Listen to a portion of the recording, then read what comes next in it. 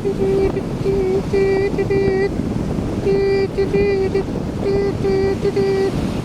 recently did a video on frequencies, band plans and gentlemen's agreements. Another video concerned getting contacts.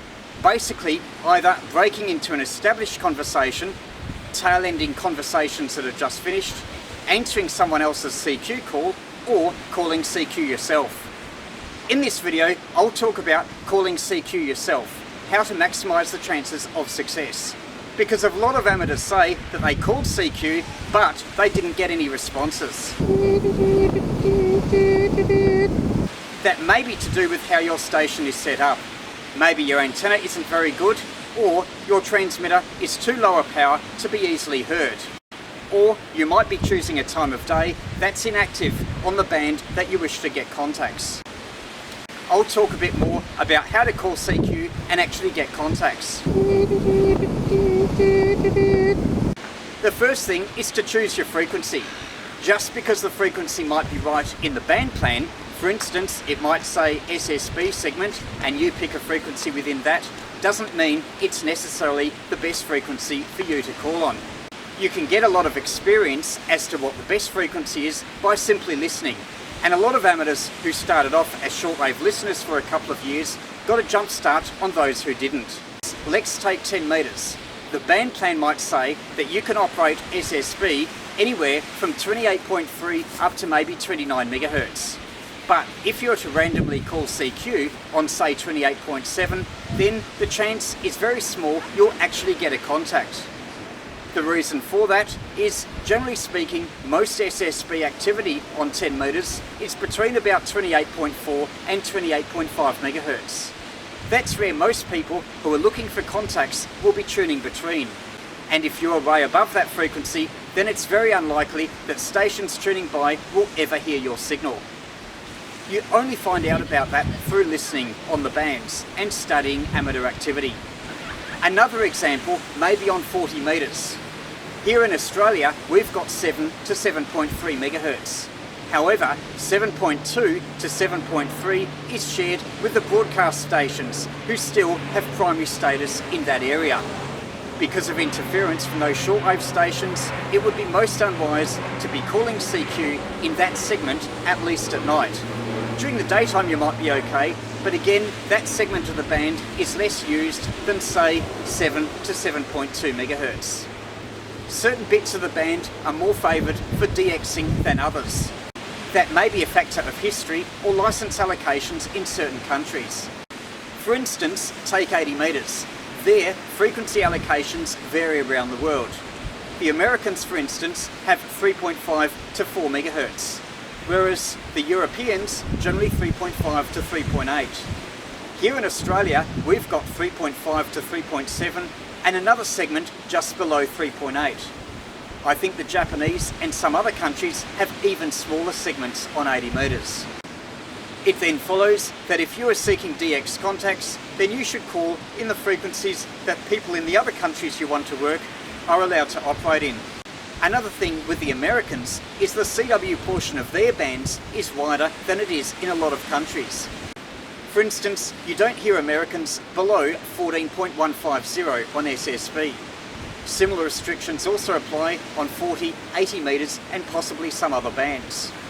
That means that if you want to make contacts with the United States on SSB, then you need to be using the right frequencies. On 40 metres above 7.150 and on 20 metres above 14.150. On the other hand, if you want to work the Europeans, then you can't operate above 7.2 megahertz because the Europeans aren't allowed to operate there.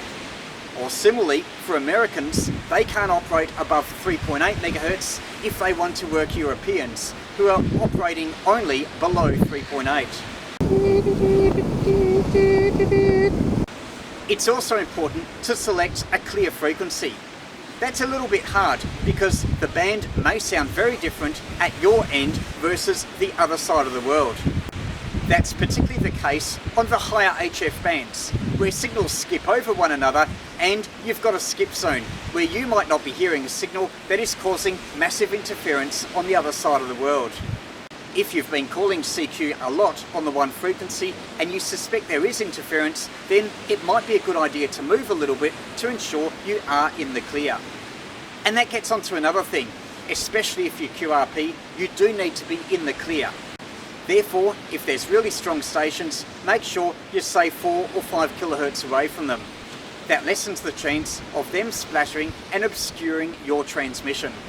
CW is a narrow bandwidth mode, so you can get a lot closer than on SSB. But note that some stations may not have narrow CW filters in their receiver. So if the band is reasonably clear, then you want to be at least 1, if not 2 kilohertz away from other signals. Still on CW, another convention is that often the faster speed operators will be lower down in the band, and the slower speed operators higher up in the band. For instance, on 20 metres, you might have slower speed operators around say 14050, etc. The faster speed operators will be much further down. Possibly that's a hangover from licence conditions in the United States, where the extra class licence, which at one time you only got with 20 words a minute Morse code, could operate on the lower parts of the CW ends of the bands, whereas other levels of licence could not. On some bands, like 40 metres, your DX activity may be concentrated in the lower end of the band, at least on CW, with more local and domestic type contacts higher up. But there's no hard and fast rule, and during a major contest, then the whole CW portion, and even a bit beyond, could be full of signals. I've spoken about frequency selection. What about your technique of actually making a call? It's really important to make sure that your call sign is announced slowly, clearly, and is repeated, because others tuning by won't be familiar with it. And if your signal is marginal, then they'll need to tune and listen several times until they've got your call sign right. You should also tailor the length of your CQ call depending on band activity. If it's a quiet band, there's not much activity, then you can make your CQ call longer and slower. On the other hand, if the band is much busier, and particularly during a major contest, and you want to work those contesting stations, then your CQ call is very, very short. Maybe only a few CQs, and then your call sign a couple of times. Or maybe even once, if the going gets really fast. So how do you call CQ? You first of all need to establish your frequency is clear. Listen for a while, and then, if nothing is heard, ask if it's in use. If no reply, then you can start calling. Do this just by announcing CQ, CQ, CQ, CQ, CQ, CQ, and then announce your call sign. You might want to announce it first in letters and then in phonetics, preferably using the standard international phonetic code. Although, if that doesn't work, once a station answers you and doesn't quite get it after several tries, then don't hesitate to use another form of phonetics that may work in their circumstance. After all, the purpose of phonetics is intelligibility, and if the standard code doesn't work, then use something that does. Once someone acknowledges you and you've got back in your chair, announce their call sign and give them a signal report. The most important thing at this stage is to get their call sign across right. If their signal is poor, or if there's interference, keep persisting until you've got their call sign correct. Once that's out of the way, you can move on to other pleasantries such as your name and your location. Note that the style varies. For some short contacts, like DX or contest contacts, you would just be giving the other station a signal report. You wouldn't bother with your name or location. But for most other contacts, you would give at least those two. Then you'd pass it over to the other station, they would introduce themselves, and then you would continue the contact. I should also mention something called a directional call. That is, you issue a call only to stations in a particular country or call sign area. For instance, if you wanted to only talk to New Zealand stations, you would call CQZL. Or if you wanted to talk to someone just in another state of Australia, say VK4 or Queensland, you'd say CQVK4. Those directional calls can be handy if you wish to chase a particular award or test an antenna firing in a particular direction. Generally though, it's better just to issue a general CQ call, i.e. just CQ and nothing else. Conversely, if you hear another station making a directional call, only answer them if you're within the call area that they're actually calling for. Not all means of getting an amateur radio contact are equal.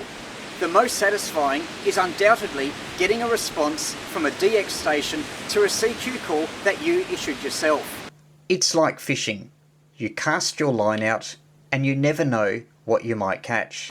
Follow these tips and may you get many answers to your CQ calls.